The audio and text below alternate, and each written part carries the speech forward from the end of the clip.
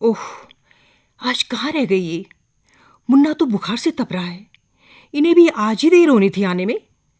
शिवानी राज को गोद में लिए हुए उसके माथे पर गीली पट्टी करते करते बड़बड़ा रही है। इसी बीच लोकेश दरवाजे पर दस्तक देता है। शिवानी राज को गोद लिए ही दरवाजा खोलने जाती है। दरवाजे खुलते ही प्रश्नों की बौछार। इतनी देर क्यों लगा दी आने में? आज ऑफिस से जल्दी नहीं आ सकते थे? पता है ना, मुन्ना 3 दिन से बुखार में है। डॉक्टर के पास चलना है कि नहीं? कई सवाल एक साथ जड़ दिए शिवानी ने लोकेश पर। लोकेश राज का माथा छूकर कहता है, चिंता की कोई बात नहीं शिवा, मियादी बुखार है। डॉक्टर ने तो पूरी जांच करके ही दवाई दी है, और तुम्हारे सामने ही तो कहा है ना कि 4-5 दिन में ठीक हो जाएगा। तुम तो बेकार में ही इतनी परेशान हो रही हो। वास्तव में राज को लेकर शिवानी जरूरत से ज्यादा ही संवेदनशील है। राज को जरा सी छींक भी आ जाए तो रात की नींद और दिन का चैन न जाने कहाँ गायब हो जाता है शिवानी का। धीरे धीरे समय बीतता चला गया। राज अब 5 साल का हो गया। रविवार का दिन है। शिवानी और लोकेश बाहर लॉन में बैठ पूरब दिशा की लालिमा और दिवाकर की रश्मियों को देख पुलकित हो रहे हैं। साथ ही चिड़ियों की चहचहाट इस आनंद को परवान चढ़ा रही है।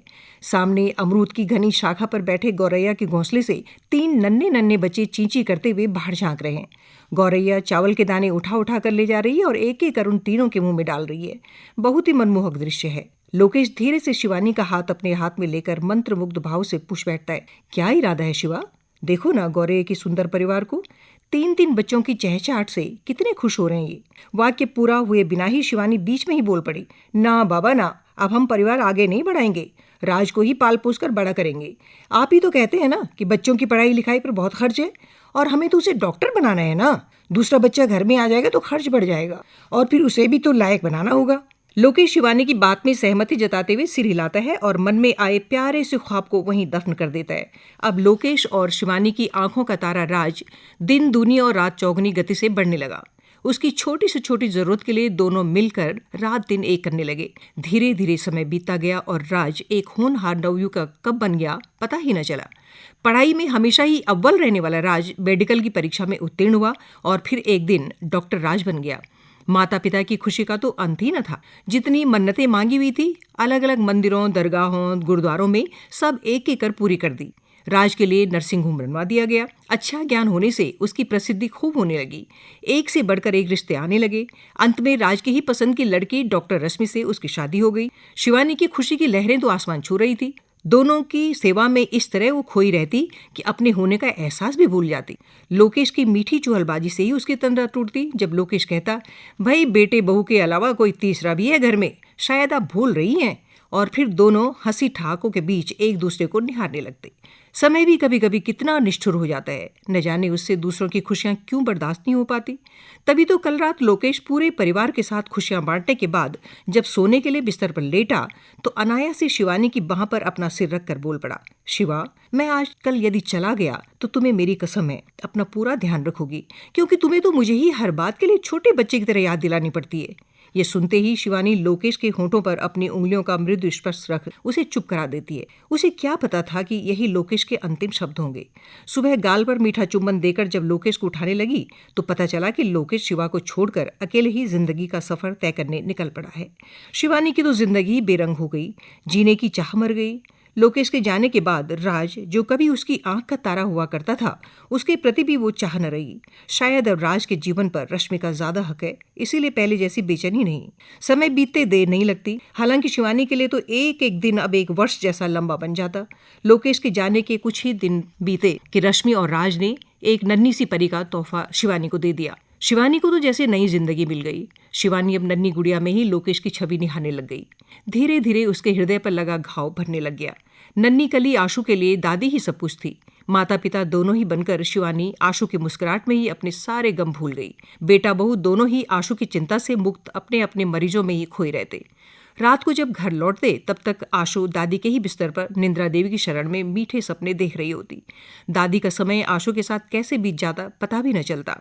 कभी लोरी सुनाने में तो कभी तरह तरह की कहानियां सुनाने में और कभी दादाजी के बारे में बीते हुए लम्हों की दास्तान सुनाने में। रश्मि और राज आशु की तरफ से निश्चिंत रहते।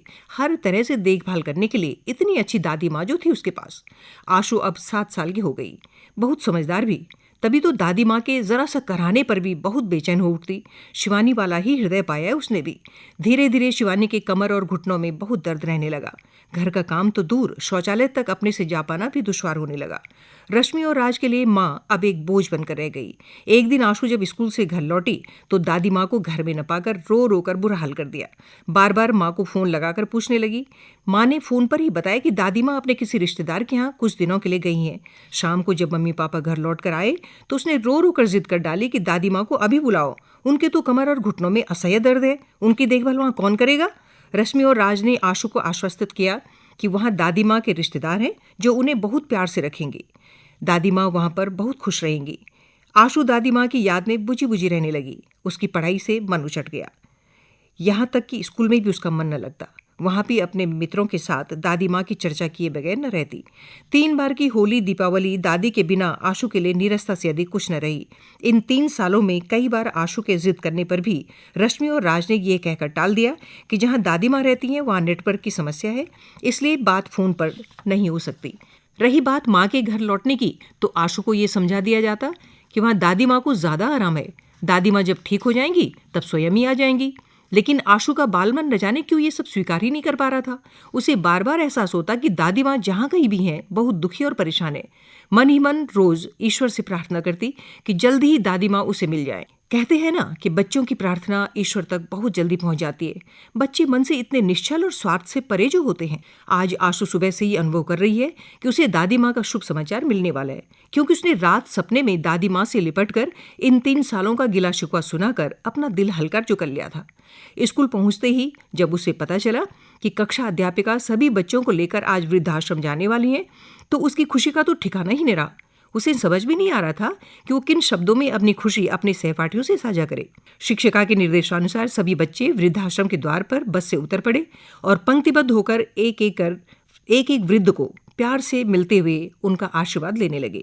साथ ही स्कूल की दान पेटिका से खरीदे गए उपहार भी बच्चे बड़े प्यार से बुजुर्गों को देते हुए ऐसे जान पड़ते थे मानो उनका साक्षात्कार स्वयं ईश्वर से हो रहा हो और वे ईश्वर को फूल प्रसाद चढ़ा रहे हों।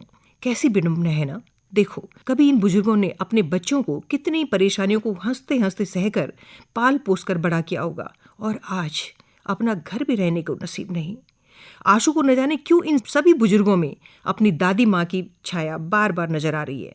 धड़कते दिल से सभी से मिलते मिलते अचानक उसके पैर जमीन में नहीं पड़ते और मुंह से हठात निकल पड़ता है, दादी माँ। शिवानी को जैसे जोर से बिजली का करंट लगा हो और वो अपने घुटने और कमर का दर्द भूलकर एक ही झटके में उठ बैठी और आशु को अपनी बाहों में भरकर स्नेहिल आंसुओं से नहलाने लगी। ये दृश्य देखकर सभी लोग भाव विवल हो उठे। अब स्थिति सबके सामने स्पष्ट हो गई थी कि शिवानी आशु की दादी माँ है। माता पिता उम्र से नहीं फिक्र से बूढ़े होते हैं। जब बच्चा रोता है तो पूरे पड़ोस को पता चल जाता है, लेकिन माता पिता जब रोते हैं तो बाजू वाले को भी सुनाई नहीं देता। आशु की अध्यापिका किसी तरह आशु को दादी माँ के घर लौटा लेवाने का आश्वासन देकर सभी बच्चों के साथ वहां से विदा लेती है। स्कूल से लौटने के बाद आशु ने आज न कुछ खाया न कुछ पिया, यहाँ तक कि स्कूल की यूनिफॉर्म उतारे बिना ही बिस्तर पर लुढ़क गई। आया दीदी विनती कर करके थक गई, लेकिन आशु को तो जैसे होश ही न था। उसे बहुत तेज बुखार हो गया था। राज और रश्मि के आते ही आया ने सारा हाल कह सुनाया। आशु बुखार में बड़बड़ा रही है, दादी माँ मैं भी आपके साथ ही रहूंगी, मेरे मम्मी पापा बहुत गंदे हैं, मैं उनके साथ नहीं रहूंगी।